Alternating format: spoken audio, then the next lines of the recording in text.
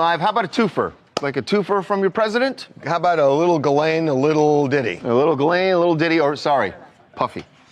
Yes, President Trump was asked about both of those people. This is the twofer. One. Those people? Yeah, Ghislaine Maxwell and... It began with a letter. Not a headline, not a courtroom drama, not one of those glossy press releases meant to control the narrative.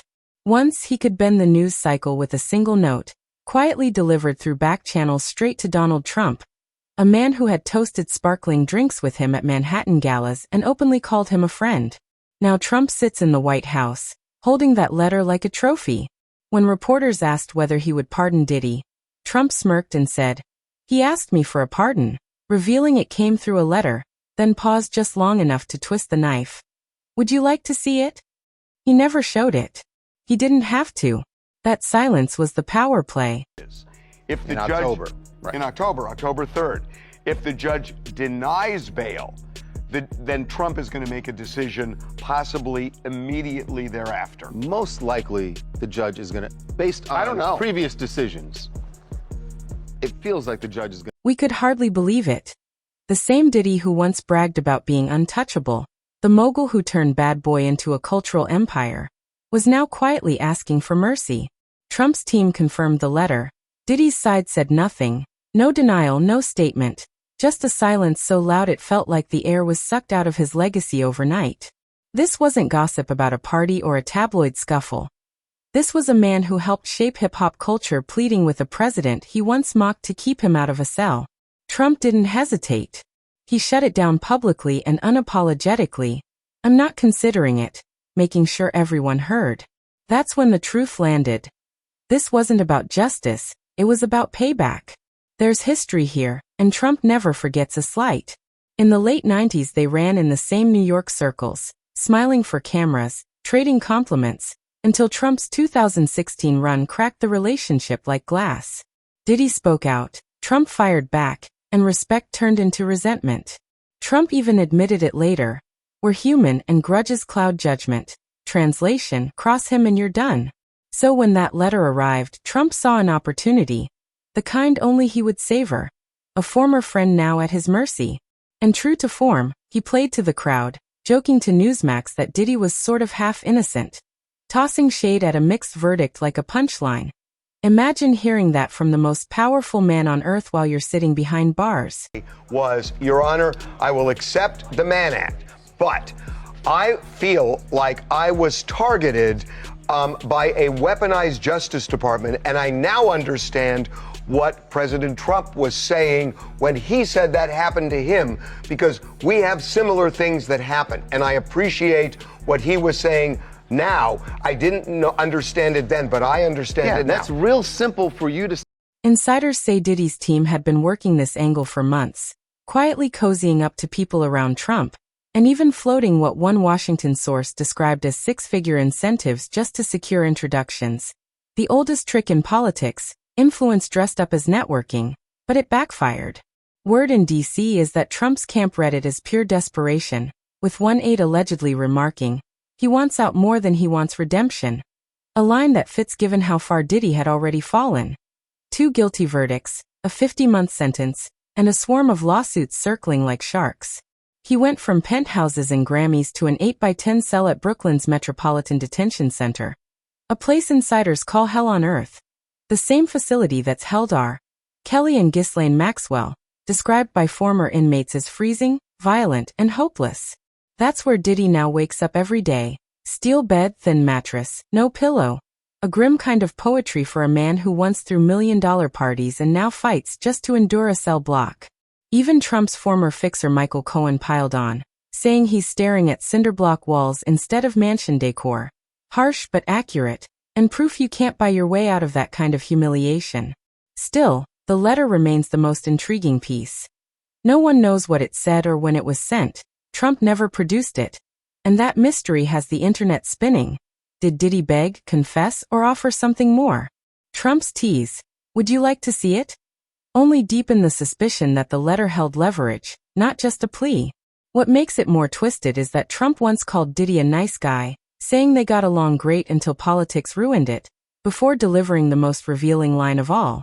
When you knew someone everything was fine, then you ran for office and he made terrible statements, and suddenly it's difficult. That wasn't spin, it was a confession.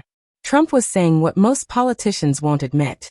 His grudges are policy. I was very friendly with him. I got along with him great, and seemed like a nice guy. I didn't know him well. But when I ran for office, he was very hostile. He said some not so nice things about you, sir. Yeah, and yes. it's hard, like you, we're human beings. Right. And we don't like to have things cloud our judgment, right? But when you knew someone and you were fine, and then you run for office and he made... Meanwhile, Diddy's team tried to quietly soften the blow, framing everything as a routine appeal, arguing the sentence was too harsh. But behind the scenes the mood shifted fast. Sources say that once the letter became public, whispers started circulating around the White House that Trump might not only refuse to help, but also stand aside if prosecutors pushed even harder, turning the idea of Diddy never getting out from rumor into a real possibility. That's how quickly influence evaporates. You can almost picture Trump at his desk, replaying those old New York nights, parties, red carpets, photos of them shoulder to shoulder, now staring at Diddy's name on prison paperwork. Trump thrives on that kind of symmetry. One man builds an empire, the other decides whether it collapses or survives. The irony deepened when Trump had already been commenting during the trial, calling Diddy half innocent, joking about the case being a mess, then brushing it off with a laugh. Still in jail or something. A tone that wasn't political distance but personal satisfaction. He didn't see an artist in trouble. He saw a former ally turned enemy, and this was his victory lap. And Diddy feels it. Insiders say since the pardon rejection, he's been spiraling emotionally, unable to show it publicly but clearly cornered. With one source telling Rolling Stone he'll do anything to get out. Not the language of a mogul, but of a man with no leverage left. Fans are split, some calling Trump's refusal karma, others seeing pure political theater, one man's downfall turned into another man's flex. Either way, the outcome is the same. Trump owns the spotlight, and Diddy remains locked up. What lingers is the unanswered question. Why Trump never showed the letter? For a man who loves receipts, hiding one usually means it's not mercy at play. Maybe he's saving it, waiting for the right rally, the right campaign moment, the next chance to wave it like a trophy. It makes it more difficult to do. But more likely a no for Combs. Writers claim this whole refusal to pardon story might not be over. They say Because people in for Trump's Trump, orbit are the real quietly debating punishment whether a isn't commutation, prison, not a it's pardon, could still be humiliation. on the table. And Diddy, deal a that would man make Diddy free, synonymous but with luxury, dominance, and excess, has become the perfect symbol of it. But this is where the story gets messy. Insiders say the refusal to pardon may not be because for Trump, the real punishment isn't prison, it's humiliation. And Diddy, a man synonymous with luxury, dominance, and excess, has become the perfect symbol of it. But this is where the story gets messy. Insiders say the refusal to pardon may not be the final chapter, with quiet conversations inside Trump's orbit about whether a commutation, not a pardon, could still be on the table, a deal that might set Diddy free while leaving him permanently indebted. If that's true, then the letter Trump is sitting on isn't the end of the story, it's the opening move to something darker. And just when it seemed like the drama had peaked, whispers began leaking out of that Brooklyn detention facility, first from guards, then from people tied to Diddy's old circle. That something final chapter, with quiet conversations inside Trump's orbit about whether a commutation, not a pardon, could still be on the table, a deal that might set Diddy free while leaving him permanently indebted. If that's true, then the letter Trump is sitting on isn't the end of the story, it's the opening move to something darker.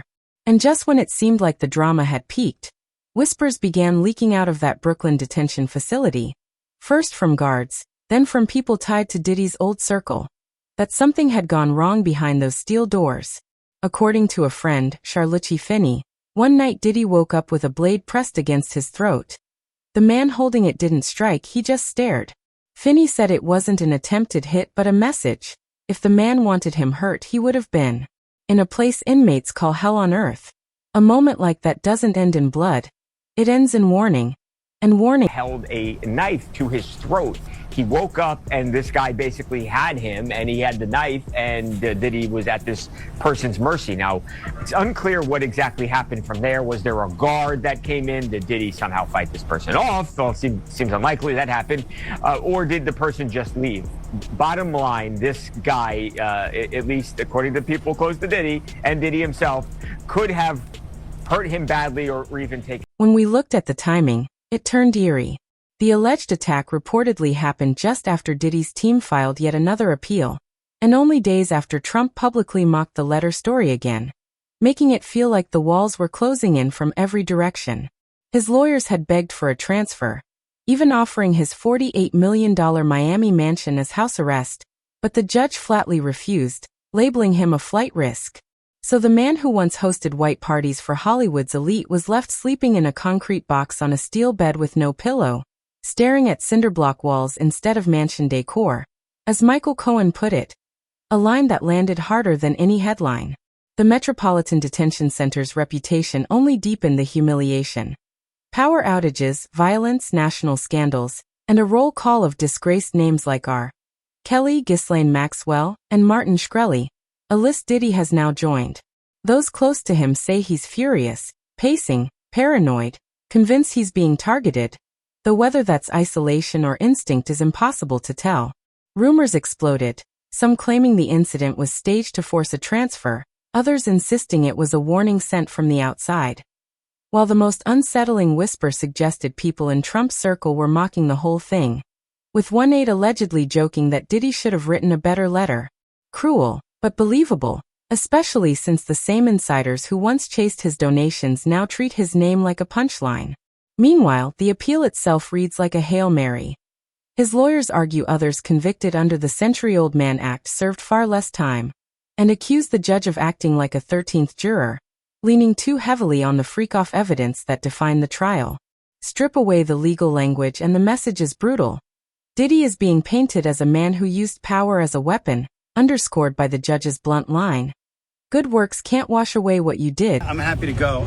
So we think that's just absolutely inconsistent with the jury's verdict. I mean, the jury's verdict was resoundingly clear. There was no trafficking, there was no racketeering, everything was consensual, everything was adult, which is why he was convicted only of the offense. What we feel happened today was that the judge acted as a 13th juror, one that we did not choose, and that he second-guessed. As we began connecting the dots between the legal chaos and the personal fallout, the picture grew bleak. Diddy's Miami properties sit nearly abandoned, staff have been laid off, deals are frozen, and the record label's social pages have gone silent, while brands that once chased his attention now treat his name like toxic currency. At the same time, details of his prison life keep spilling into the tabloids. Reports of tantrums, paranoia, and alleged rivalries inside the unit, with one New York Post claim even suggesting he's jealous of another inmate getting more attention. A surreal fall for a man once addicted to the spotlight and now fighting to matter within a prison hierarchy. There are whispers of strange alliances too, old rivals offering sympathy through lawyers and former employees quietly sending money to his commissary. A cinematic reversal summed up by one producer who said, "He used to scare people. Now people just feel sorry for him. And that's a transformation no rebrand can fix." Despite his legal team's efforts, the momentum feels gone, with every court rejection another nail, and every rumor another reminder that the empire has gone cold. Yet the most unsettling question may not be the case or even the prison life, but that missing letter, waved by Trump like bait and never shown, unseen by journalists, unconfirmed by aides, described only as personal by the New York Times.